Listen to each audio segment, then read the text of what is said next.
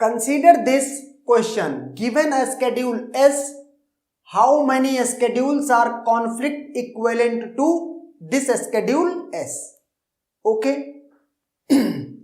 जब भी इस तरह का क्वेश्चन आता है तो आपको क्या करना है सबसे पहले कि how many schedules are conflict equivalent to S. तो मैंने कहा लेट कि जो schedules which are conflict equivalent to this schedules, okay, this schedule, मैं उन सारे schedules का नाम दे रहा हूं S डैश. ओके, और S डैश में जो schedules हैं वो क्या हो सकते हैं, उनके नाम अलग अलग हैं, S1 S2 S3 S4, इस तरह से बहुत सारे schedules हैं. ओके, अच्छा ये बने कैसे S1 S2 S3 S4, इतने सारे schedules कैसे बने?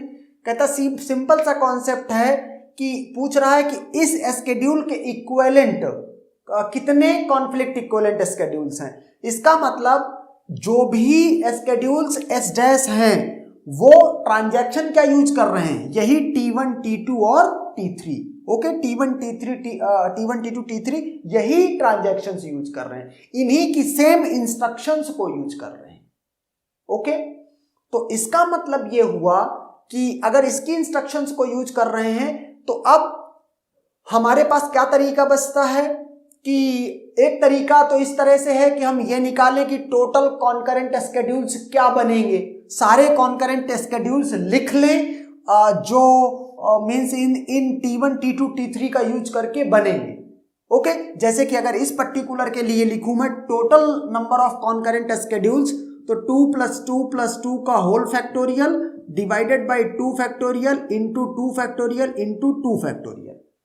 ओके, ये इतने पूरे स्केड्यूल्स मैं सब लिखूं और उनका सबका नाम दूं S1 S2 S3 S4 S5. इसके बाद क्या करूं, हर एक S1 S2 S3 एक को S1 को S से कॉन्फ्लिक्ट इक्विवेलेंट चेक करूं, अगर कॉन्फ्लिक्ट इक्विवेलेंट है तो काउंट बढ़ा दूं, S2 को इससे S से कॉन्फ्लिक्ट इक्विवेलेंट चेक करूं, अगर कॉन्फ्लिक्ट इक्विवेलेंट है तो एक काउंट बढ़ा दूं, एंड सो ऑन. ये काम तब तक करूं जितने स्केड्यूल्स हैं इन सब के लिए. ओके, ये लेंदी प्रोसेस है, टाइम कंज्यूमिंग प्रोसेस है. तो हम दूसरा तरीका करेंगे. दूसरा तरीका ये देखेंगे कि हमको पता है कि जो कॉन्फ्लिक्ट इक्विवेलेंट स्केड्यूल्स होते हैं उनमें जो कॉन्फ्लिक्टिंग इंस्ट्रक्शंस होती हैं उनका रिलेटिव ऑर्डर चेंज नहीं होता है. ओके, एक पॉइंट तो ये हो गया. दूसरा, किसी भी स्केड्यूल में, ये कॉन्फ्लिक्ट इक्विवेलेंट के लिए नहीं है, ये नॉर्मल रूल है, किसी भी स्केड्यूल में अगर सपोज करो ट्रांजैक्शन T2 है और उसकी जो इंस्ट्रक्शंस हैं RX के बाद WY है.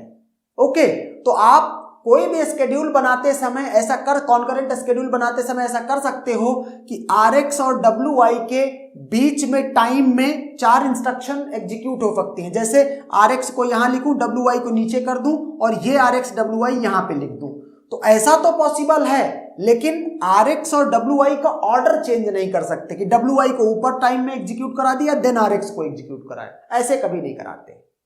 ओके, अब अगर इतनी बात ओके है तो जो इसमें टोटल कॉन्फ्लिक्टिंग पेयर हैं वो अगर मैं यहां पे ट्रांजैक्शन का नंबर लिख दूं, ओके, सारी ऑपरेशंस में, तो जो कॉन्फ्लिक्टिंग पेयर हैं वो W1Y W2Y है, ये W1Y W3 W1 W3 है और W2 W3 है. In any schedule S dash to be conflict equivalent, these conflicting pair must be present. Okay, और इसके अलावा कोई और कॉन्फ्लिक्टिंग पेयर प्रेजेंट नहीं होना चाहिए. इसका मतलब क्या है, that is relative order must be same, इसका ये कहने का मतलब है. तो अब देखते हैं. अब अगर देखो आप टाइम में दूसरे नंबर पर ये है, ओके, मींस टाइम में दूसरे नंबर पर WY परफॉर्म हो रहा है.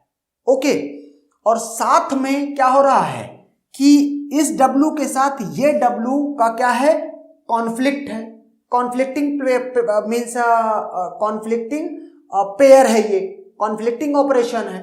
इसका मतलब ये WY, ये इसके बाद ही ये WY आएगा, W2Y आएगा, इस W2Y के बाद ही ये W2 टाइम में W3Y आएगा. इनका ये ऑर्डर तो चेंज किया नहीं जा सकता है. ओके, तो अब फिर चेंज क्या किया जा सकता है, और एक चीज देखते हैं, जो R1X है क्या इसकी मींस इसको अरेंज किया जा सकता है कुछ तरीकों से, या अगर W1Y, W2Y, W3Y को चेंज नहीं किया जा सकता, इसको अरेंज नहीं किया जा सकता है, तो क्या R2 को अरेंज किया जा सकता है? तो कहता है यस, R1, R2, R3 को तीनों को अरेंज किया जा सकता है, और जितने तरीकों से R1, R2, R3 को अरेंज करेंगे उतने ही टोटल कॉन्फ्लिक्ट इक्विवेलेंट स्केड्यूल मिल जाएंगे। ओके, क्यों हम R1, R2, R3 को ही अरेंज कर रहे हैं? क्योंकि W1, W2, W3 के लिए ये कंडीशन को मेंटेन करा रहे हैं किसी भी स्केड्यूल S डैश में। ओके, तो अब अगर आप देखो R1X को कितनी तरीके से अरेंज कर सकते हैं, सिर्फ एक ही पोजीशन है इसकी, जिस पोजीशन पे खुद अभी रखा हुआ है। ओके, अगर इसकी बात करूं, इस R2X मतलब इसका एक ही तरीका है। Okay, in how many ways we can arrange R1X? One way, सिर्फ एक ही तरीका है। R2X की अगर बात करूं कितने तरीकों से अरेंज करा सकते हैं, तो R2X को जिस जगह रखा इस जगह तो रख ही सकते हैं, तब भी क्या हो रहा है, किसी तरह का कोई कॉन्फ्लिक्ट इसमें नहीं क्रिएट हो रहा है, और जो ये वाले कॉन्फ्लिक्ट है वो अभी मेंटेन्ड है। अच्छा, सपोज करो R2 को इस जगह पे कर दूं मैं, R2 को मैंने इस जगह कर दिया और W1Y को इस जगह कर दिया, जहां पर R2X अभी लिखा हुआ है इस जगह पर, इस टाइम में W1Y और R2X को इस जगह कर दूं, तब भी इसके ये जो ऑपरेशन है इस पर कोई फर्क नहीं पड़ रहा कॉन्फ्लिक्टिंग पेयर्स पे। क्यों? क्योंकि W1 के बाद W2Y है, मेंटेन्ड है। ओके, दूसरी जगह ये हो सकती है। सपोज करो कि तीसरी जगह मैं इसकी क्या कर दूं, ये कर दूं, मतलब R1X को इस जगह पे लिख दूं, W1Y को इस जगह पे लिख दूं, और ये जो R2X है इसको इस जगह पे लिख दूं, तब भी कोई इशू नहीं होगा। ये कॉन्फ्लिक्टिंग पेयर जो हैं ये मेंटेन्ड रहेंगे। ओके, और कोई नया कॉन्फ्लिक्ट क्रिएट भी नहीं होगा। ओके, इसका मतलब R2X को तीन तरीकों से अरेंज किया जा सकता है, तीन जगह पर इसकी पोजीशन बदली जा सकती है, मतलब तीन तरीकों, थ्री वे में अरेंज किया जा सकता है। In the similar manner R3 को एक जगह पर तो खुद है, ये यहां पे भी रख सकता हूं, यहां पे भी रख सकता हूं, यहां पे भी रख सकता हूं, यहां पे भी रख सकता हूं, एंड देयरफॉर ये क्या है, 5 वेज क्या कहते हैं इसको रखा जा सकता है।